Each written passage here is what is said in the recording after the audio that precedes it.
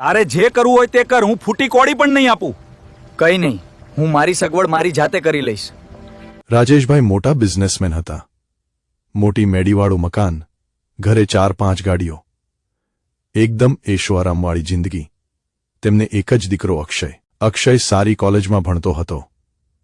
એક દિવસ તેના પપ્પાને કહ્યું, પપ્પા, હું બીકોમના છેલ્લા વર્ષમાં છું.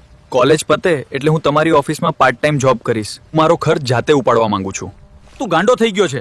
આપણી પાસે તારી 4 પેઢી ખાય તેટલી મિલકત છે. ભલે રહી તમારી પાસે મિલકત, હું મારી જાતે પગભર થવા માંગુ છું. બસ આ મારો છેલ્લો નિર્ણય છે અને હવે હું પાછળ વળીને જોવા નથી માંગતો. તારે જે કરવું હોય તે કર, હું ફૂટી કોડી પણ નહીં આપું. કઈ નહીં, હું મારી સગવડ મારી જાતે કરી લઈશ. તે દિવસથી તેના પપ્પા સતત તેને ટોર્ચર કરતા. પપ્પાની સતત ઘરમાં અહંકાર અને મોટી મોટી વાતો સાંભળી અક્ષયે ઘર છોડી દેવાનું વિચાર્યું અને હોસ્ટેલમાં રહેવાનું નક્કી કર્યું. એક દિવસ તે તો તેના પિતાને કહેવા લાગ્યો, હું તો જાઉં છું બાજુના શહેરની હોસ્ટેલમાં રહેવા, ત્યાં જઈ વધુ અભ્યાસ કરીશ. જ્યાં જવું હોય તો હું 1 રૂપિયો પણ ફી નહીં આપું અને આપણા તમામ સગાઓને ના પાડી દઉં છું. અક્ષય તો નીકળી ગયો. શહેરની એક હોસ્ટેલમાં રોકાઈ ગયો.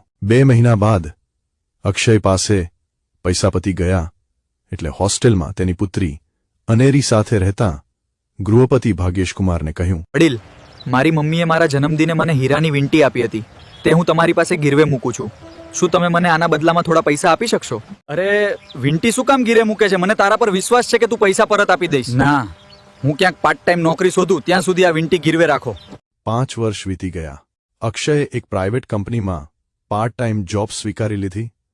વધુ અભ્યાસ કરતો હોવાથી અક્ષયને હજુ હોસ્ટેલમાં રહેવાની સુવિધા મળતી હતી. ભાગ્યેશકુમાર અને તેમની દીકરી અનેરી સાથે અક્ષયનો સારો સંબંધ હતો.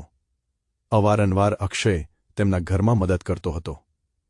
ભાગ્યેશકુમારને એક રાત્રે એટેક આવતા અક્ષય અને અનેરી તો તરત તેના પિતાને હોસ્પિટલ લઈ ગયા. તેના તબીબે તેમને મૃત જાહેર કરી દીધા. પિતાના અવસાનના કારણે અનેરી તો એકલી પડી ગઈ. હોસ્ટેલના સંચાલકોએ પણ ક્વાર્ટર ખાલી કરવાનું કહી દીધું. અનેરીએ આ વાત અક્ષયને કરી. અક્ષય, પિતાનો પડછાયો છીનવાઈ ગયો છે એટલે હું હવે એકલી પડી ગઈ છું. કોઈક સગા સંબંધીને ત્યાં ચાલી જા. એ સગા સંબંધમાં કોઈ નથી. હવે હોસ્ટેલમાંથી ક્વાર્ટર ખાલી કરવાનું પણ કહી દીધું છે. હવે હું શું કરું? કોઈક લાયક પાત્ર શોધીને લગ્ન કરી લે. તારા સિવાય કોઈ મારે લાયક યુવાન મારી નજરમાં નથી. માફ કરજે, હું પાર્ટ ટાઈમ જોબ કરું છું અને મારી પાસે અત્યારે કંઈ ખાસ નથી, પણ થોડોક તું પ્રયત્ન કરજે, થોડોક હું પ્રયત્ન કરીશ. હા,